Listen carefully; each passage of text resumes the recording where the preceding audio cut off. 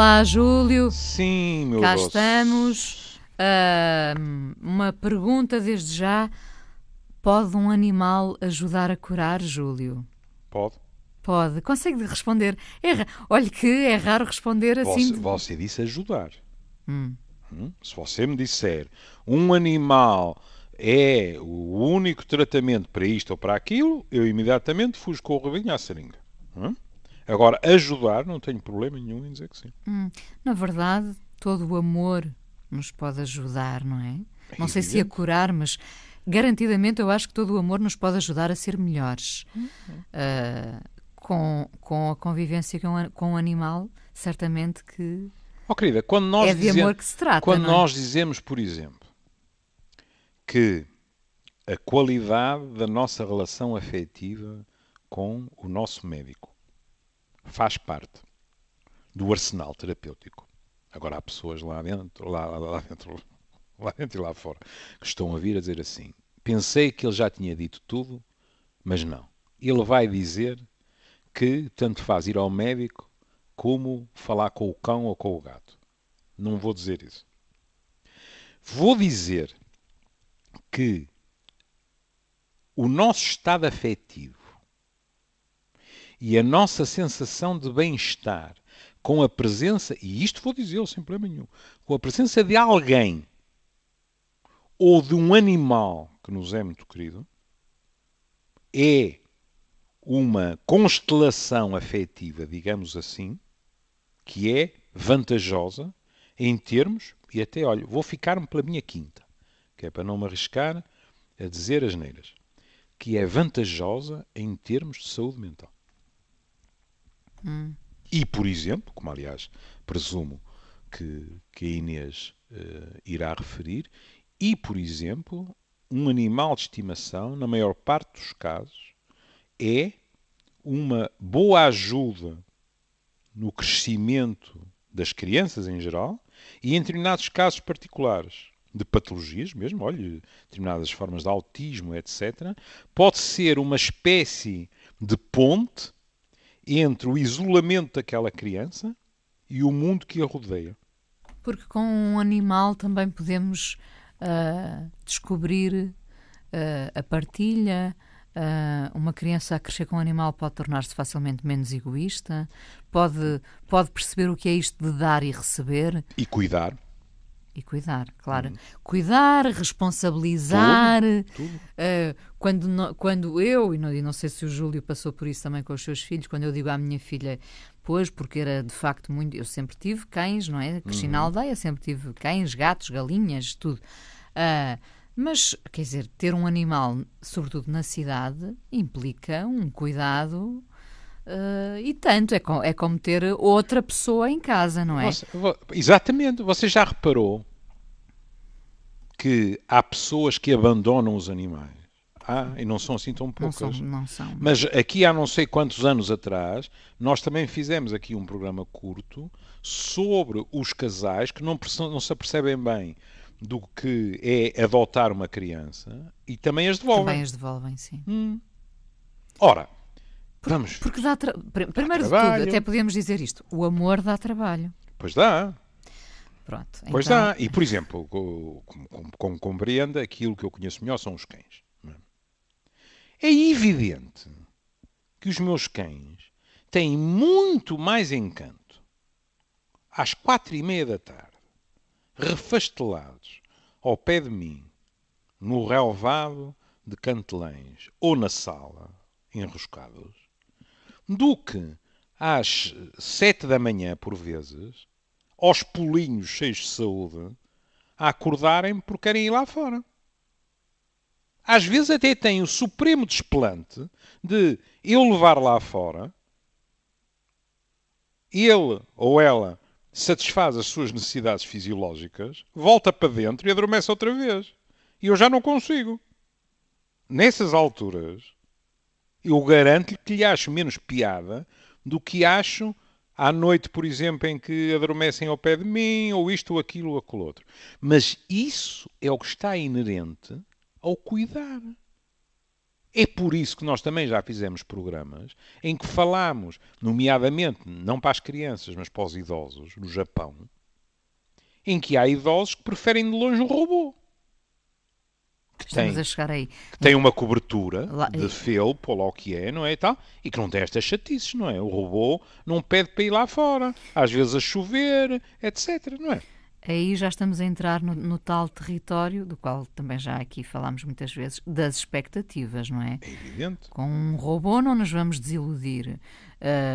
Nós também achamos isto, às vezes não é consciente, que com um animal não nos vamos desiludir. E em princípio não. Não, mas depois lá está, apercebemos que ele nos dá trabalho. Pois é. Não é? Imagina o desplante. Eles também urinam, também defecam, também comem, também bebem. Também ficam doentes. Também ficam doentes. O que ainda por cima, para quem tem animais, sabe perfeitamente o que eu vou dizer a seguir, o que ainda por cima sai caro, Sim, não é? claro. Porque as doenças dos animais, muitas vezes, pesam em orçamentos. Agora, há escolhas a fazer. Não, e não se esqueçam, é bom lembrar de facto que os animais ainda não mandam SMS Pois não. e não põem likes e, quer dizer, um afago é maravilhoso, mas não convém esquecer que os animais são animais, um cão é um cão, um gato é um gato, não é? Isso aí é outro campeonato. Pois também é outro campeonato. Também é outro campeonato. Porque você sabe, embora evidentemente eu seja um dog lover, não é? Eu também. Quando penso em animais, penso em cães. Eu também. Ou pelo menos Lá para está. estarem comigo, não é? Outra coisa. Sei lá, olhe, e foi uma das primeiras perguntas que eu fiz lá para cima quando houve aquele domingo calamitoso, foi o que é Os que animais, aconteceu claro. aos cavalos. Aos cavalos. E não foi tão mal como eu previa, mas foi mal. Porque muitos deles estavam lá em cima em baias, presos. E, portanto, o fogo apanhou aquilo. E muitos deles queimaram-se com gravidade. E eu tinha medo que tivessem morrido mesmo. Pronto. Mas, para estar comigo, é evidente que eu penso sistematicamente nos cães. Agora, também há determinadas afirmações que se fazem que se tornaram mitos. Por exemplo, na notícia em que nós nos inspiramos, fala-se muito de o amor incondicional, eles não se zangam, não fazem isto e aquilo. Isto até dá origem a piadas assaz machistas, como se lembrará, não é? Passadas na mala de automóveis, etc. Atenção, isto não é assim tão simples. Ou então, eu tive os cães mais, digamos assim, esquinados e com maus feitios do norte de Portugal. Porque eles também amuam. E eles também ajustam contas. E cobram. Exatamente. Não, e desculpe, e têm razões para cobrar, não é? Porque nós às vezes chegamos a casa cansados, desiludidos, enfim, e pensamos assim, então eu agora ainda tenho que levar o cão à rua, ainda tenho que lhe arranjar comida. E eles queixam-se, claro que sim, Pois estiveram ali queixam-se. todo o dia à nossa espera, não é? E às vezes de modos que também não são agradáveis. Por exemplo, alguns dos meus psicopatas, suponhamos que eu estou em Cantelães e está tudo como Deus com os anjos. Eles têm aquela intuição brutal, que as crianças também têm, diga-se de passagem. Não é? E então eu levanto-me e eles vêm dirigir-me para a porta e percebem que eu vou sair. E apetece-lhes ir para o Laréu. Suponhamos que eu vou à vila, o que é vulgaríssimo, com os tachos para ir buscar uma posta, uma vitela ou qualquer coisa. Não dá muito jeito de levar. E, portanto, eles ficam. Quando volta, E não é assim tão raro eu voltar e no corredor, bem à vista, houve uma alegada necessidade fisiológica. Necessidade... uma pequeníssima vingança, não é? Uma Exatamente. chamada de atenção. Eu ia falar à moda do Porto, ia dizer necessidade do pi, não é? É um ajuste de contas. Claro. Porque eu demorei 15 ou 20 minutos, quando eles passam horas e estão perfeitamente educados para pedir para vir cá fora, etc. Ai, deixaste-me em casa. Ai, fiquei sozinho. Toma Então, lá. espera aí, toma Toma lá. lá. Percebe? Bom, neste artigo em que se fala do nosso amor e dos benefícios de uma relação com os animais, fala-se também na terapia assistida por animais, muito positiva, por exemplo, em casos de depressão. Que mais não seja, e é mais, porque o facto de... Um dos aspectos mais habituais na depressão é a autodesvalorização. Nós achamos-nos os piores, não é da nossa rua. É da nossa cidade, se não do país. E ninguém pode gostar de nós. A socialização não é só não nos apetecer a socialização. E sabe Deus que não nos apetece. Mas é também o receio, porque as pessoas me dizem, e eu experimentei na pele, nós temos a sensação, mas o que eu digo não tem nada de interessante. As pessoas vão se limitar a aturar-me, por pena, etc. E, portanto, a socialização é complicada. Ora, com os animais, em primeiro lugar, essas vertentes não existem. Nós não temos que fazer conversa, não temos que discutir política, não temos que fazer previsões sobre a Catalunha, sobre o ciclo político em Portugal, o que é que vai acontecer à geringonça ou não, quem vai ser o próximo líder do PSD, etc. Isso não é necessário.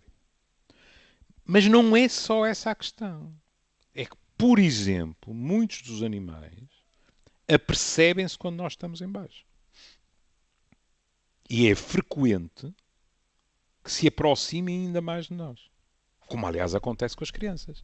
Não é nada raro a Inês a perceber-se que o cão está de guarda à criança.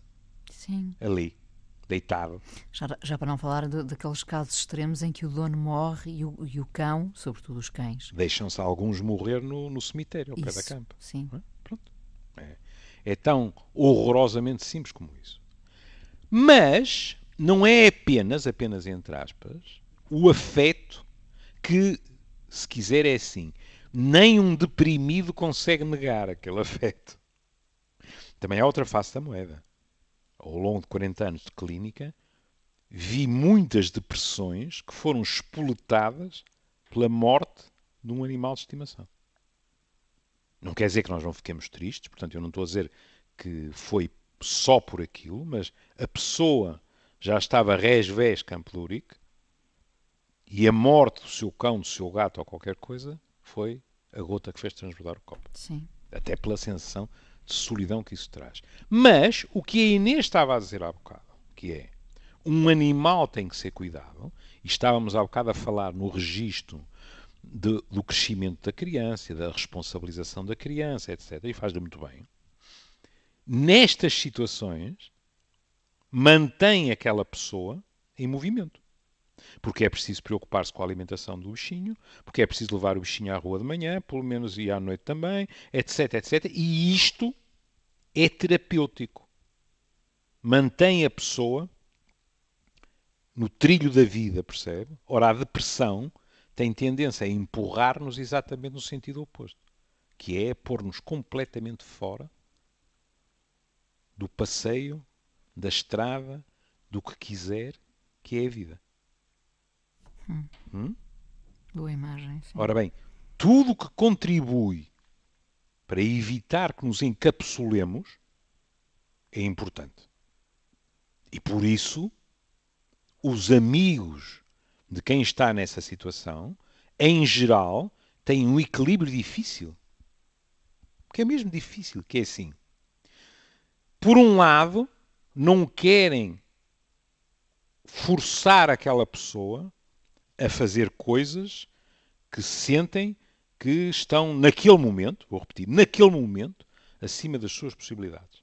Mas, por outro lado, também sentem que, se não afirmarem a disponibilidade, e até mais do que afirmar a disponibilidade, se não tentarem de vez em quando sacudir aquele torpor físico e psíquico, que não estão a ser verdadeiramente amigos. Como compreende, isto é um equilíbrio muito difícil. Ficar ali entre a espada e a parede, não é? Porque a pessoa diz, estarei a invadi-lo demais ou estarei a desleixar. Ora, no caso dos animais, nada é premeditado. Nada é premeditado. Eles fazem as coisas de um modo perfeitamente espontâneo. E sob certos aspectos, é muito curioso, sob certos aspectos... Quer dizer, esse presentinho deixado no corredor é premeditado, não é? Claro que é, claro que é. Sim, mas neste caso de ficar a pensar, chamo-o para conviver, não chamo, quer dizer, o Júlio chegaria à casa triste, desiludido, sem forças, sem motivação, e era invariavelmente recebido, se fosse o caso, por um cão muito entusiasmado por o ver, não é? Pronto. E depois há outra questão que é muito mais fácil nós irritarmos com os outros, mesmo com as boas intenções dos outros, que é de repente nós pensarmos assim, eu sei que ele está a fazer isto pela melhor das razões, mas eu não quero ir jantar fora. Não me apetece mentir, mas vou mentir. Não posso por isto, por aquilo, tenho 37,5 de febre, porque tornem, porque deixo, tal. Mas tudo isto dá uma trabalheira que ainda por cima, porque estamos a falar de depressão, a quem está deprimido parece o Everest. Porque a pessoa está lentificada e dar justificações, inventar uma mentira, ou pelo contrário, forçar-se a ir, etc. Tudo isto custa horrores. Ora, com o bichinho, este tipo de questão não se põe. Porque o bichinho aceita. Se nós ficamos ali enroscados, ele fica enroscado connosco.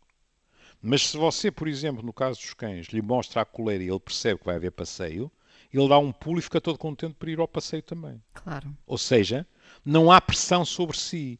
E, portanto, você, perante o animal, se quiser, entre aspas, não tem alibi nenhum para libertar a agressividade. Enquanto em relação às pessoas, até quando nos apercebemos que é injusto, nós podemos fazê-lo. É diferente. Percebe? É completamente diferente.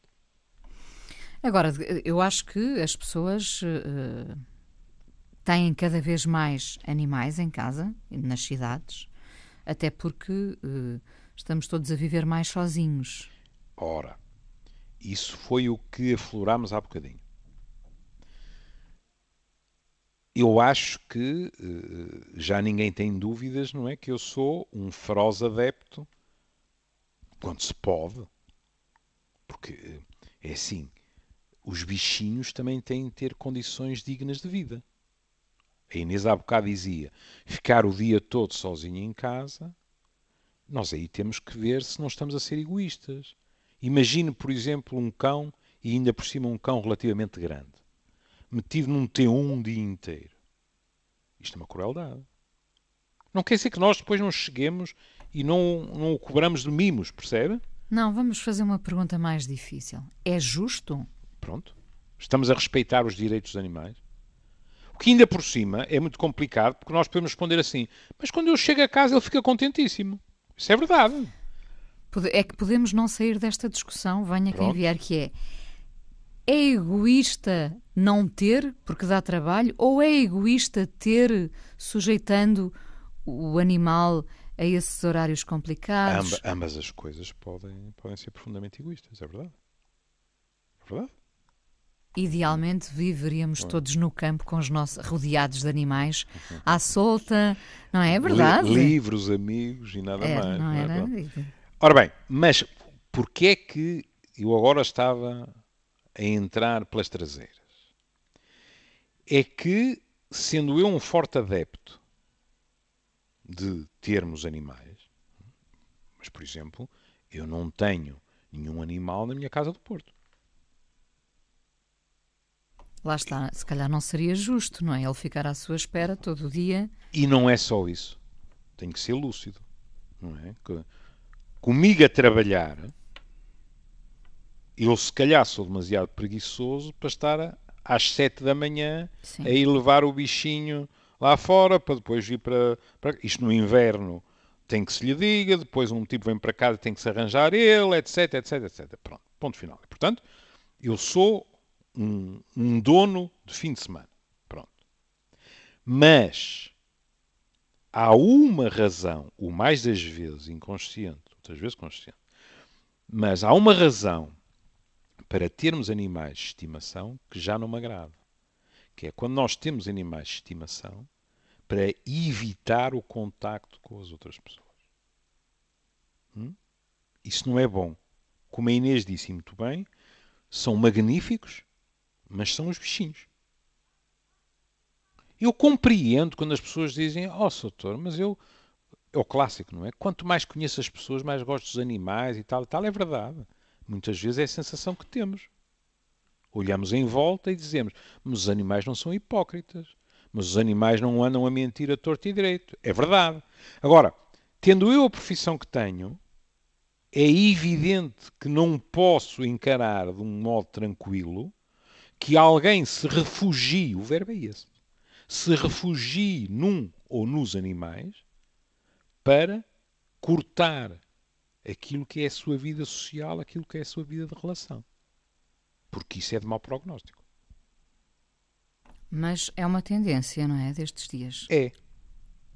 Estamos todos temos, quer dizer, sempre tivemos, mas temos todos razões de queixa porque nos desiludimos, porque começámos a ficar cada vez mais comodistas, começámos a não sair de casa porque aparentemente temos em casa tudo o que precisamos, séries, podemos encomendar isto e aquilo de comida já sem ter que ir ao restaurante, não é? Esse comodismo também implica já não estar com pessoas, não é? As redes sociais também acabaram por intensificar isso tudo. Porque você está com as pessoas sem estar. Sim. Não é? E nem nos... Quer dizer, nós chateamos na mesma porque isto está para grandes discussões e zangas. Zangas. Mas às vezes dizemos, não me apetece estar com aquela pessoa, não quero. Não... Bom, estamos todos a partir de casa, muito confortáveis. E ter ali um bichinho que nos faz companhia, não é? Nem mais. Até porque há outra vertente, que é... Muitas pessoas dizem-nos, e é verdade, dizem-nos assim, eu sou com eles o que não sou com ninguém. O que é que as pessoas nos estão a dizer?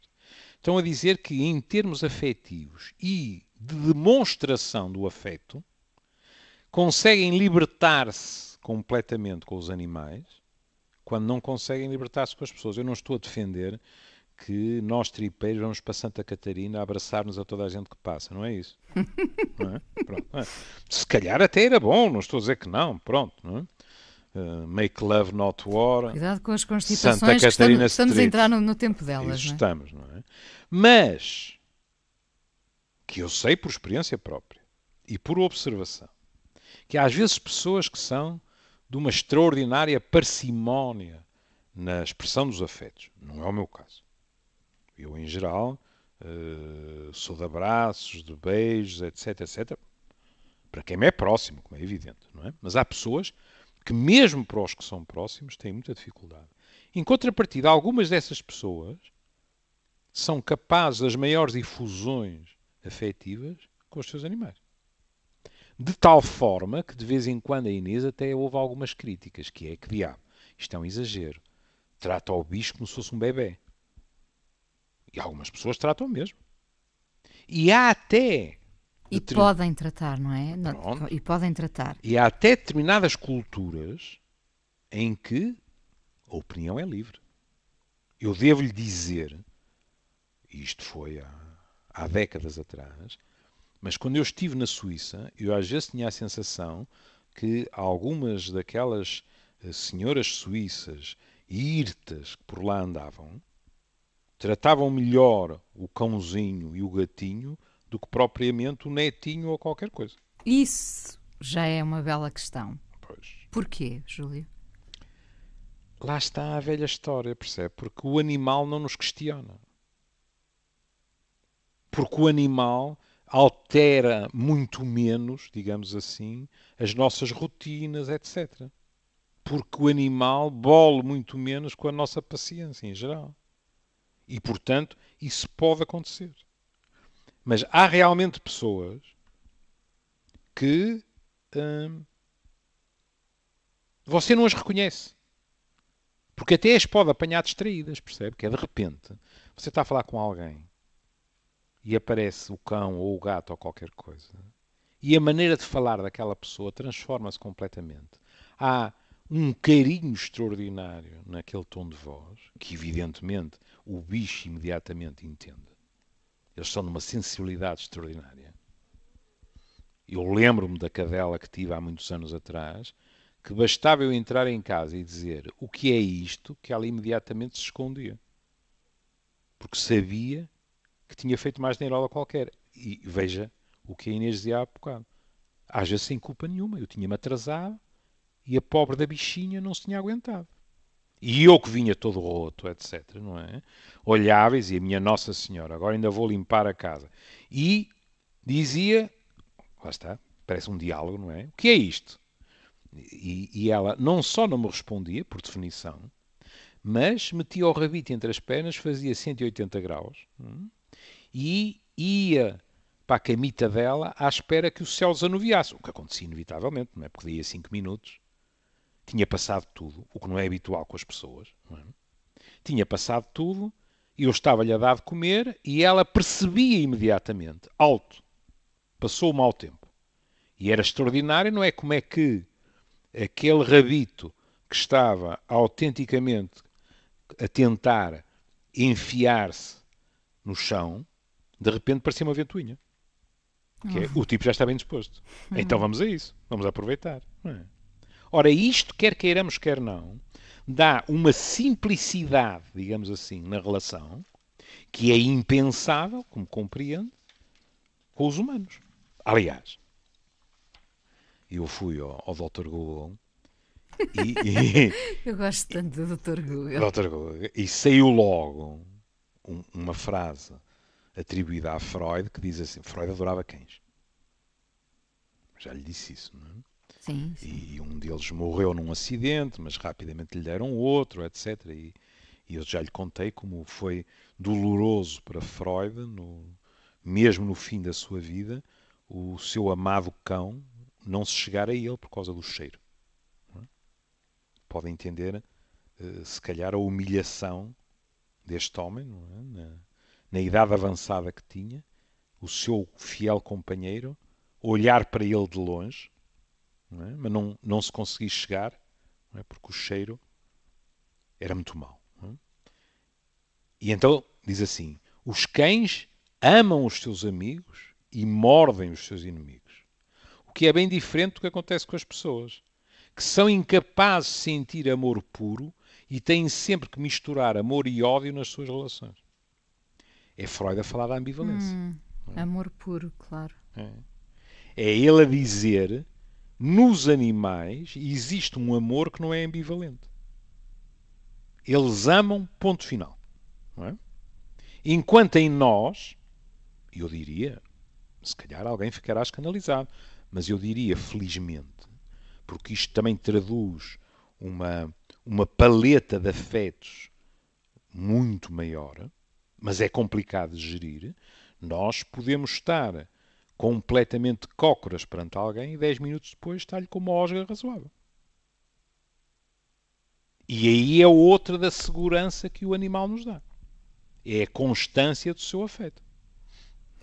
Estava a pensar se entrávamos aqui numa questão complicada, porque não quero fazer, obviamente, qualquer julgamento, mas, como o Júlio bem sabe, já aflorou, há pessoas que decidem ter um animal de estimação e passam inclusivamente, porque eu ouço muitas vezes, passam a dizer o meu filho ou a minha filha. Exato.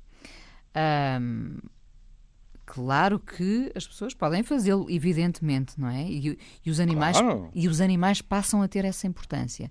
Mas fico a pensar também porque é que essas pessoas, e às vezes casais até, não podendo ter um filho biológico, não é? Não arriscam adotar um filho. Porque se chamam filho a um cão, estão a dedicar, e isso não duvido, estão a dar-lhe todo o seu amor, não é? estão a responsabilizar-se por esse ser, por esse animal. Porque é que não têm coragem, e era isso que eu não sabia se podia dizer, porque é que não têm coragem de adotar uma criança? Inês Maria, não me agarras a atravessar-me a dizer Pronto. que isso é cobardia. Pronto. Que obviamente estamos a falar de situações diferentes, estamos. Ter um cão ou ter um gato e adotar uma criança, não estamos a falar do mesmo campeonato. Por mais trabalho que o bicho dê, em termos, por exemplo, de responsabilidade, é completamente diferente. Ainda que se arrisque Em termos chamar... simbólicos. Sim, claro, mas ainda que se arrisque chamar filho ou filha... Mas isso aí é outra coisa. Isso é depois, de uma certa forma, nós projetarmos no animal aquilo que é a nossa própria nostalgia. Júlio, porque é importante dizer, do que eu vivi até agora, e não vivi tanto como ao Júlio, não há nada mais sério para mim do que ser mãe, não é? Sério no sentido, não há nada de tanta responsabilidade como ser pai ou mãe, acho eu. É uma coisa mesmo séria, não é? Mas porquê é que eu digo que, eu disse em relação à cobardia, mas diluí em relação a qualquer outra palavra? Porquê é que ninguém me agarra a fazer uma generalização nisso? Porque eu há 40 anos que ouço pessoas, por exemplo, que não podem ter filhos e que perante a questão, e já pensou em adotar, respondem, não. Isso para mim não há uma hipótese. Para mim um filho é uma criança do meu sangue. Ponto final de parágrafo. Por exemplo, para algumas dessas pessoas, determinadas técnicas de reprodução assistida resolveram o problema. É evidente que isto, e é por isso que temos de ter cuidado, isto com facilidade nos pode fazer desaguar em julgamentos morais, porque nós pensamos assim, mas credo, tanta criança sem famílias. Porquê é que então as pessoas não adotam? Pelas mais variadas razões. Há pessoas, por exemplo, que têm um medo de pânico, mas eu não sei qual é a herança genética daquela criança. Questões biológicas, percebe? Depois há questões simbólicas. Normalmente é muito mais difícil conseguir arranjar uma adoção para uma criança já mais velha do que uma criança muito jovem. E quando se fala com os candidatos é muita noção, não, mas espera aí. Quanto mais pequenino ele for, mais próximos estamos de ele ter sido mesmo nosso filho, não é? Mas agora, se temos uma criança de 6, 7, 8 anos, o que é que já aconteceu na vida desta criança? O que é que eventualmente já está estruturado no caráter desta criança? Isto pode ser muito mais complicado. Claro que sim. Não é? Como, por exemplo, pode encontrar as duas faces da moeda.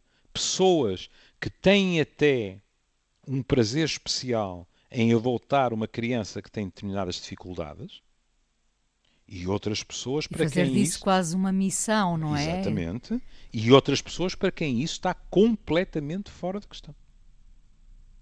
Portanto, Claro, eu percebo, há situações e situações, há mas situações eu e também lhe situações. falo disto porque a minha pequeníssima família, a dada altura, recebeu, felizmente, um bebé adotado e isso mudou as nossas vidas tão positivamente.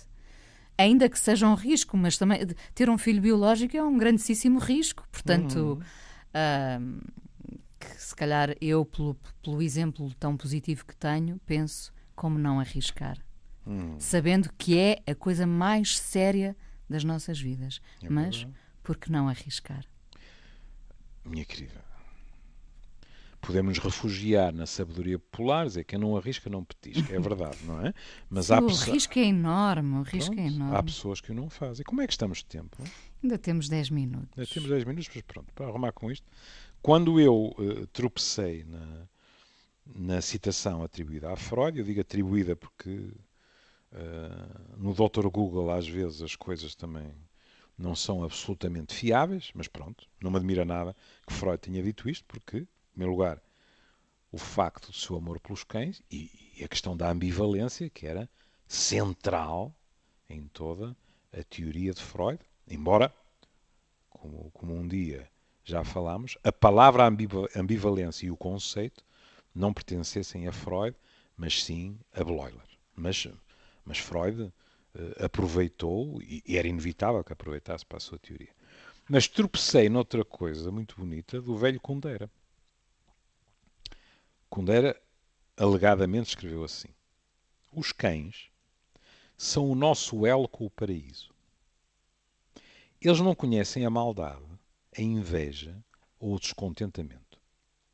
Sentar-se com um cão ao pé de uma colina numa linda tarde é voltar ao Éden, onde ficar sem fazer nada não era tédio, era paz.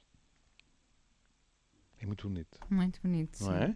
Porque esta última frase é uma frase sobre a qual vale a pena meditar, que é o não fazer nada, que povoa muitas vezes os nossos cotidianos laborais.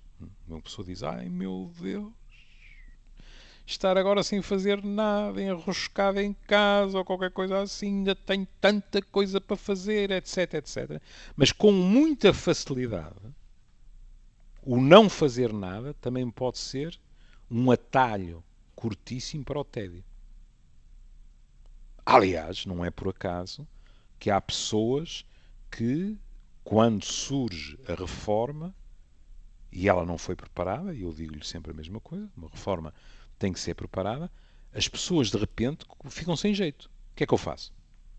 Tenho todo o tempo do mundo, não é? Já estou a falar à moda da TVI, tenho todo o tempo do mundo e não sei o que é que é de fazer. Estou para aqui sem fazer nada. Não é? Aquilo que antes era um enorme privilégio, que era momentos de ócio, porque se transformaram na grande percentagem do nosso tempo, passa a ser tédio. E, no entanto, se determinadas condições são preenchidas, não fazer nada pode ser um privilégio extraordinário. A Inês está abraçada a alguém que ama, não está a fazer rigor. Pronto, agora alguém pode dizer, claro que está a fazer, está abraçada à pessoa. Está bem, pronto, levem a taça. Mas não está a fazer nada. Não está a ver televisão, não está a ouvir música, nada, está ali. E sente-se muitíssimo bem. Porquê? Porque aqui o sentimento é de pacificação.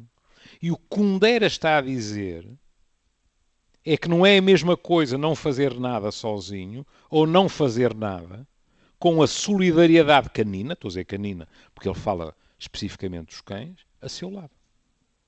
E vai buscar, no fundo, a nossa mitologia judaico-cristã, não é? Porque vai, no fundo, falar de quê? Do paraíso. Lembremos-nos desses homens solitários, os pastores, sempre acompanhados pelos seus cães, até da velha imagem do homem, do faroleiro, que também podia ter o cão, não é? Porque por estar sozinho, no fundo, é muito bonito quando pensamos nessa solidão acompanhada pelo fiel amigo, não é? Ok, vamos meter o bacalhau. Não. O cão é o dos... Eu sei. É o melhor amigo do homem, não é? E é um fiel amigo. Mas também se diz isso do bacalhau. Não, diz sobretudo do bacalhau. Mas eu não queria levar tudo para a gastronomia. Mas não é? Muito bonito. É uma imagem quase romântica. Aí, claro, do isolamento. Nós hoje em dia temos os nossos animais e agora dentro de casa. Não é? Veja qual foi a minha associação livre com o que a Inês estava a dizer. Eu já percebi, o Natal, bacalhau. Não. Não, diga. Porque a Inês disse, pronto, para não irmos já para associações gastronómicas, eu pensei, em relação aos cães, não é raro, mas a Inês dirá se não estiver de acordo, não é raro que amigos nossos, eu estou a dizer amigos nossos porque eu nunca fui, mas amigos nossos que vão a determinados países do Extremo Oriente, onde se come uma data de animais que nós não comemos, aquilo que eles veem completamente apavorados é porque se comem cães. Sim. E aqui é muito difícil não imaginar que há uma dimensão simbólica, que é pensar assim, os cães? Bom, Mas, em contrapartida, a Inês, em determinadas áreas de Portugal, come carne de cavalo, de veado, etc. Alguns deles animais lindíssimos. E animais, inclusivamente, por exemplo, os cavalos, que, com frequência, têm um contacto muito próximo connosco. Mas, eu posso estar enganado, mas acho que os cães têm uma conotação simbólica, digamos assim, de animal de companhia que provavelmente mais nenhum animal tem. E, portanto, esta ideia de serem comidos é quase obscena, quase herética, digamos assim. Deixe-me perverter o Orwell e dizer todos os animais são iguais, mas os cães são mais iguais que os outros. Porque, na verdade, há uma espécie de constante atestado de inteligência que nós passamos aos cães, certo? É verdade, é verdade. Agora, repare, uma das minhas maiores amigas, presumo que continuo, não lhe perguntei, não é ser minha amiga, isso tenho a certeza, mas presumo que continuo a ter algum gato, não é? Ela tinha gatos lindíssimos, siameses. Pronto. Os gatos eram realmente lindos, mas eu gostava de os ver quietinhos. Eles sentavam-se, era um espetáculo extraordinário, sentavam-se na janela, percebe? Recortavam-se para o jardim que estava cá fora, isto era no quarto dela, onde nós estudávamos. Mas, em contrapartida, eu olhava para as mãos dela e ficava de cabelos em pé. Porque os gatos não eram certos.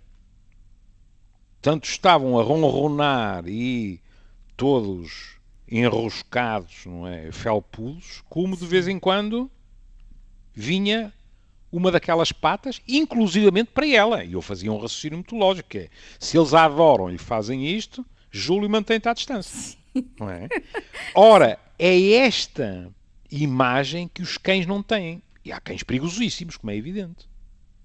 E até nessa questão dos cães muito perigosos... Não são manhosos. Nessa questão dos cães muito perigosos, eu acho que de vez em quando, e é preciso que tudo isso seja levado muito a sério.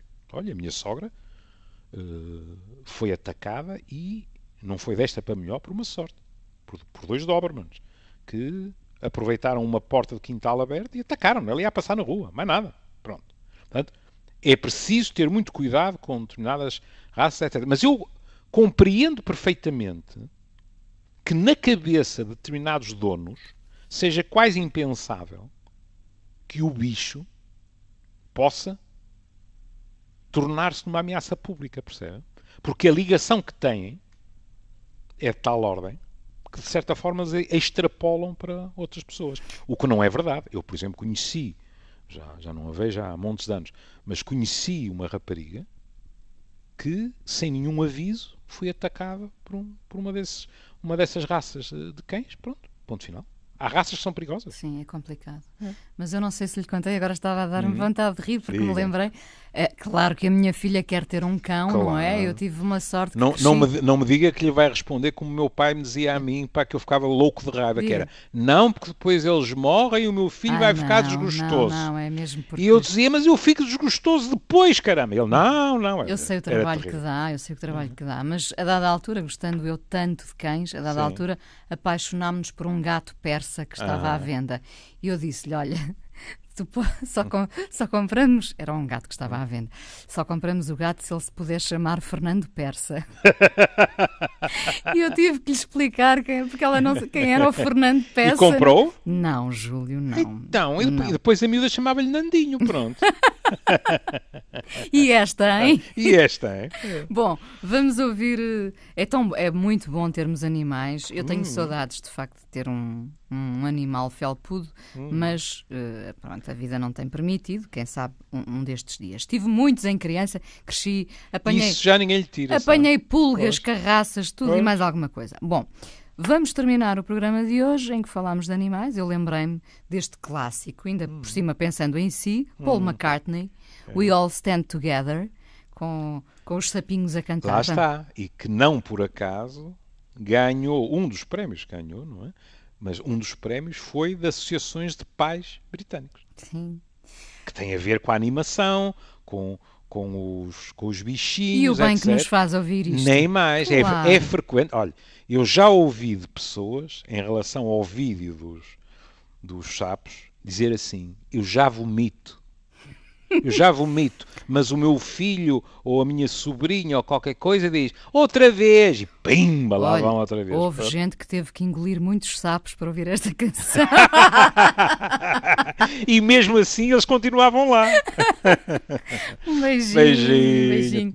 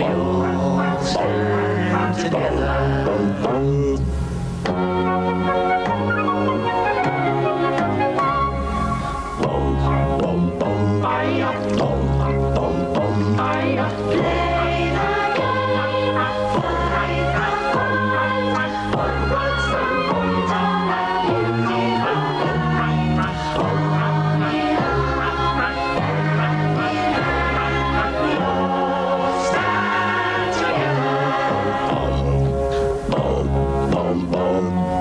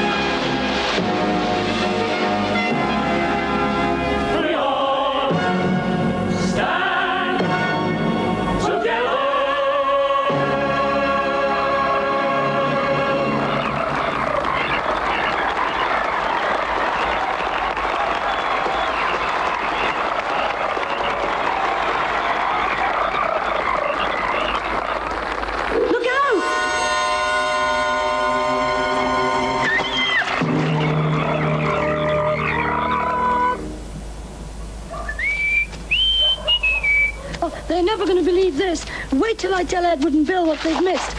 Frogs only beyond this point.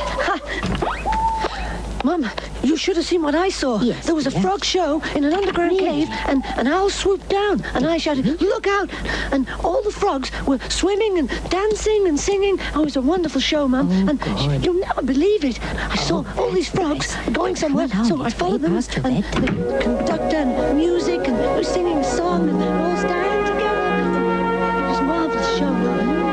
You really never believe it. Really, it all happened. Really, it did.